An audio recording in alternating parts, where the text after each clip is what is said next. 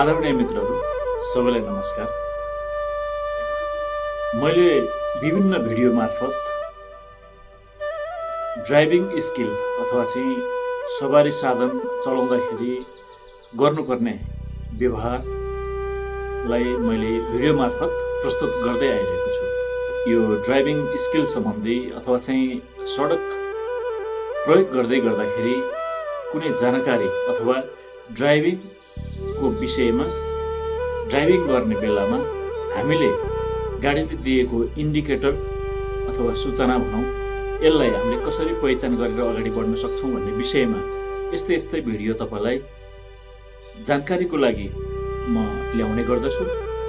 यदि तपाईलाई यी कुराहरू जानकारीमूलक लाग्दछ र अरूलाई पनि सेयर गरौँ जस्तो लाग्छ र सबैलाई जानकारी पुर्याउँ जस्तो लाग्छ भने तपाईले कृपया यो भिडियोलाई पहिलो पटक सब्स्क्राइब गरिदिनु होला, त्यसपछि सेयर पनि गरेर सबै बिचमा पुर्याइदिनु होला। Welcome to my YouTube channel साझेदारी मन Nepal. Please subscribe this channel and tap the bell icon. Thank you.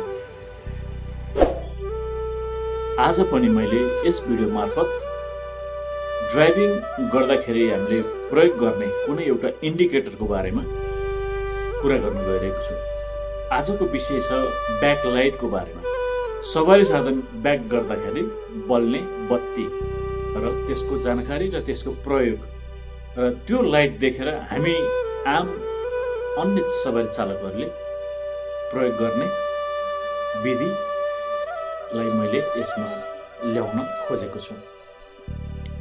आदरणीय मित्रहरू, हामी धेरै सवारी चालक नै छौँ। हामी बाइक चलाउँछौँ, कोही गाडी चलाउनुहुन्छ। हामी सवारी साधन मार्फत ओहोरदोहोर गर्दाखेरि मैले धेरै पटक देखेको छु र तपाईँले पनि देख्नु भएको होला। मैले यो विषय किन बनाउँदैछु भन्दाखेरि मैले धेरै पटक यस्ता विषयमा अनभिज्ञ हाम्रा चालक साथीहरू हुनुहुन्छ जो ड्राइभिङ गरिरहनु भएको छ, उहाँहरूले अनभिज्ञता प्रस्तुत गर्नुभएको देखेको छु मैले धेरै पटक। त्यस कारणले मैले आज यो भिडियो तयार गर्दैछु। मोटरसाइकलमा चाहिँ ब्याकलाइट बल्ने प्रविधि छैन, ब्याक गर्नु पनि मिल्दैन। तर हामीले हल्का सवारीदेखि हेभी सवारीहरू चाहिँ ब्याक गर्नुपर्ने अवस्था हुन सक्छ। कुनै साँघुरो बाटोमा या कतै साइड नपुगेर ब्याक गर्दाखेरि जब हामी ब्याक गियर लगाउँछौँ त्यसपछि पछाडिपट्टि दुईवटा लाइट बल्दछ। तपाईँलाई जानकारी छ होला, साइड लाइट बल्दाखेरि हामीले ओरेन्ज कलरको लाइट बलेको देख्दछौँ र पार्किङ लाइट र ब्रेक लाइट भनेको हाम्रो रातो कलरको हुने गर्दछ। त्यसै गरी ब्याक लाइट भनेको चाहिँ सेतो कलरमा अथवा अगाडिको हेडलाइट जुन कलरमा छ त्यही कलर हामी अब सेतो कलर भनेर बुझौँ। अहिलेलाई सेतो कलर चाहिँ बलिरहेको हुन्छ। कुनै पनि सवारी साधनको पछाडि सेतो बत्ती बलिरहेको छ, दुवैपट्टि साइडमा सेतो बत्ती बलिरहेको छ भने हामीले के बुझ्नुपर्छ भने त्यो गाडी चाहिँ ब्याक हुँदैछ भन्ने कुरा हामीले बुझ्नुपर्छ। अब यो चाहिँ लाइसेन्स बनाउने बेलामा, परीक्षा पास गर्ने बेलामा यी कुराहरू सिकेका हुन्छौँ, सिकाइएको हुन्छ, हामीले पढेका हुन्छौँ। कतिपय कुरा देखेर पनि जान्नुपर्छ, कतिपय कुरा व्यवहारमा अरूले गरेको पनि देखेर सिक्नुपर्छ भन्ने मलाई लाग्दछ। तपाईँहरूले पनि यी कुराहरू जानकारी लिनु अति जरुरी हुन्छ। ठाउँ नपुगेर चाहिँ कुनै सवारी साधन ब्याक गरिरहेको छ अनि त्यो ब्याक गरेको ब्याकलाइट बलेको जानकारी हामीलाई परेबाट देखिरहेको हुँदाहुँदै पनि परेबाट हामी देख्छौँ। अनि त्यो देख्दै गर्दाखेरि पनि सवारी साधन ब्याक गरिरहेको अवस्था पनि पछाडिबाट चाहिँ आएका बाइक अथवा चाहिँ कुनै गाडी हल्का सवारीहरू अथवा कुनै गाडीहरू सायद त्यो जानकारी नभएर होला ठ्याक्कै त्यो ब्याक गर्न लागेको गाडीकै ठ्याक्कै पछाडि गएर रोकिनुहुन्छ।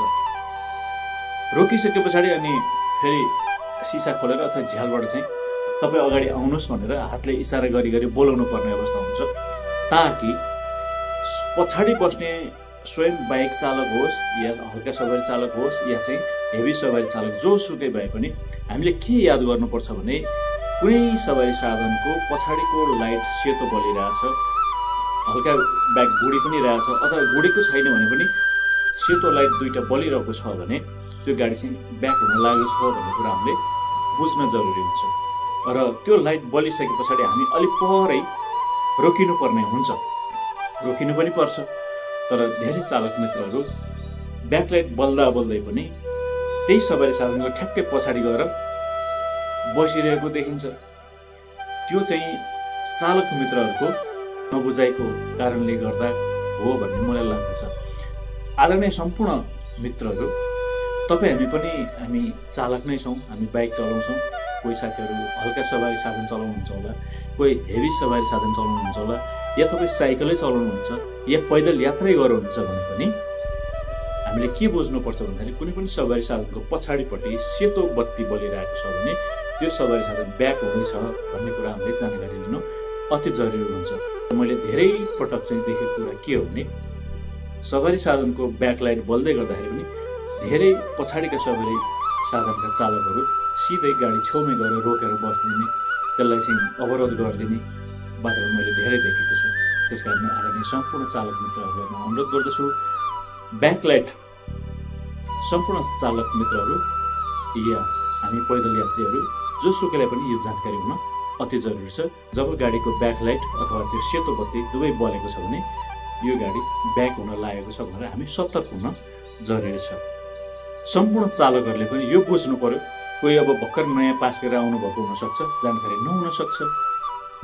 त्यसकारणले तपाईँ सम्पूर्ण चालक मित्रहरू सबै नयाँ सवारी साधन चलाउँदै हुनुहुन्छ भने सेतो बत्ती पछाडिपट्टि बलिरहेको छ भने तपाईँ यो बुझ्नुहोस् कि त्यो सवारी चाहिँ ब्याक हुँदैछ, मैले उसलाई ठाउँ दिनुपर्छ भनेर बुझ्न जरुरी हुन्छ। यति बुझ्यौँ भने हामीले अगाडि ब्याक गर्ने सवारी साधनलाई पनि सहज हुन्छ र हाम्रो जीवन पनि सुरक्षित हुन्छ र बाटो पनि खुल्ला हुन्छ।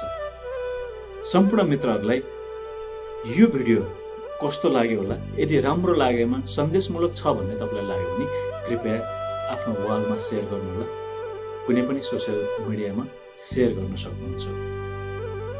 मेरा यस्ता भिडियोहरू, जानकारीमूलक भिडियोहरू तपाईँहरूको सामु पस्किनै रहनेछु।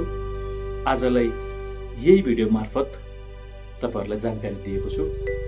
अब फेरि हाम्रो भेट अर्को भिडियोमा हुनेछ।